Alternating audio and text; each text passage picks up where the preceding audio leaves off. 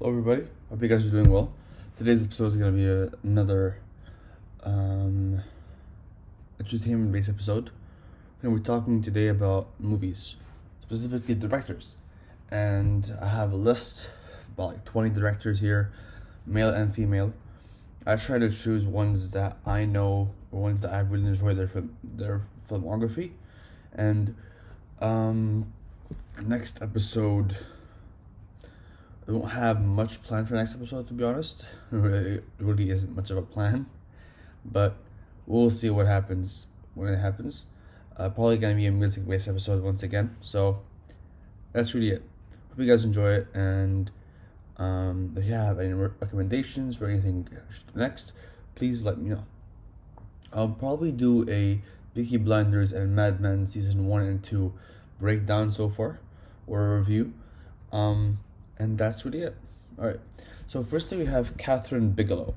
Catherine Bigelow is an American film director who's about 69 years old. Wow.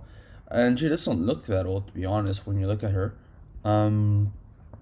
She did movies like Point Break, The Hurt Locker, Zero Dark 30, and the film Detroit. So with The Hurt Locker, she won the Academy Awards for the Best Director, or the Oscars, called that the Directors Guild of America for Best Directing, and BAFTA Award for Best Directing as well. And that was really fantastic because like she is definitely she's fantastic when it comes to that. She was executive producer of the film called Triple Frontier, with Ben Affleck, Oscar Isaac, Charlie Hunnam, and Pedro Pascal, among many others. That's it for her. We also have so we have a Lebanese actress, director, and activist. For people living in the Middle East, there was a very famous movie that came out last year. It was called Kafarnaum, and her name is Nadine Lebeki. And so I've actually watched the film like about a month or two after it came out, and I really enjoyed it.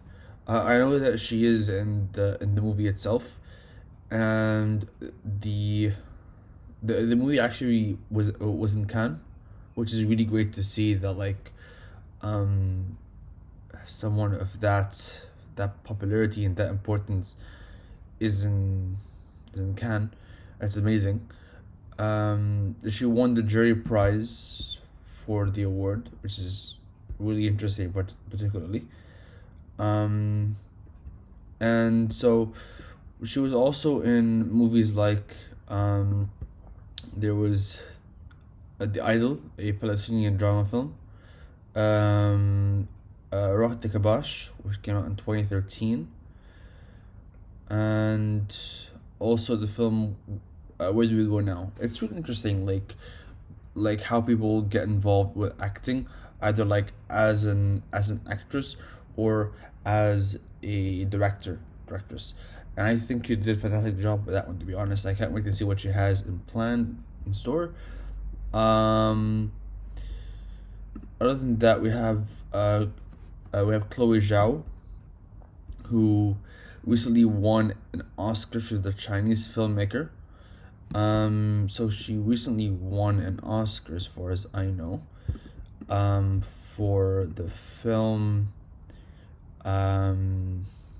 Nomadland, which is really good to see. Really exciting to see that happen, to be honest. Yeah, for Best Picture and Best Director, which is amazing. And she also won the BAFTAs for Best Film and Best Director. So we had she did Nomadland, which came out last year, and she is gonna do Eternals, which is set to come out this year, and that's really interesting. I'm really excited to see what she has more to offer. Granted, I haven't seen Nomadland or Eternals as of yet, but I hope to see them after this review. Other than that, we have Jordan Peele, who is very well known. He's a comedian, actor, and filmmaker. He's from the US of A. He mainly does, I'd say, more horror than comedy, to be honest. So he did Get Out as a writer producer, did Us, and he's also doing a film in 2022, which I can't wait to see. He was also in the host for The Twilight Zone, the reboot, which came out, I think, 3 years ago. And it was fine, to be honest. It wasn't really that entertaining, but it was okay. It got the job done. Um, we have Sam Mendes, and Sam Mendes is extremely well known director. He did the '99 film American Beauty. He also did Revolutionary Road with Leo DiCaprio, Skyfall with James Bond, of course, a Spectre from James Bond, as well as 1917, which he was the director, producer, and writer, which was amazing, to be honest. He's also doing another film called Empire of Light, and I can't wait to see that one. As for producer, he was a producer of a TV show called Penny Dreadful City of Angels, which I can't wait to see. Um, Other than that, I mean, he's a really good director, to be honest. Then we have John Carpenter. John Carpenter is much better known when it comes to like his horror films, particularly in the 70s and the 80s. Good lord, like, oh my god. So he has, all right. So he has Assault on Precinct 13, which is a horror movie as far as I believe. Yeah, yeah, like a thriller horror movie. Then he has Halloween and The Fog. He has The Thing, Christine, Big Trouble in Little China, They Live, Escape from LA, which is really really good, and the fact that it's a song by The Weeknd as well, nice. Um, and of course, like, he's much better known for Halloween and The Thing, for actually creating Halloween, which is amazing. Um, but he's very revolutionary in a sense. Like he knows what he wants and he gets it in a positive way, of course. We have also M Night Shyamalan, who is very well known for his twists and um, plot twists, particularly in films, which could be perceived as a good thing and a bad thing as well, depending on your stance. So, he directed films like The Sixth Sense, which was the biggest example of a plot twist. Unbreakable, Signs, The Village. The Village was okay. Signs was really good. Unbreakable was fantastic, to be honest, because then he did Split and Glass. He's doing a movie called Old, which seems interesting. Um, he did The Visit. The Visit didn't really seem that enjoyable, to be honest. I'm sorry, to be honest. The Happening, which is terrible. The Last Airbender, which is okay. After Earth, which is forgettable at best. He did Wayward Pines and Servant. He was actually in both Split and Glass, as well as The Happening and Last Airbender. Yeah, he's actually in most of his movies as like a small role. He played himself in Entourage and This Is Us, which is amazing to see, to be honest. This Is Us is a very entertaining show. It's it's fun. It's fun, to be honest. Now we have Taika Waititi, who is a New Zealand film director, producer, actor, comedian, the whole lot. He's very well known for. Recently, he did Thor Ragnarok.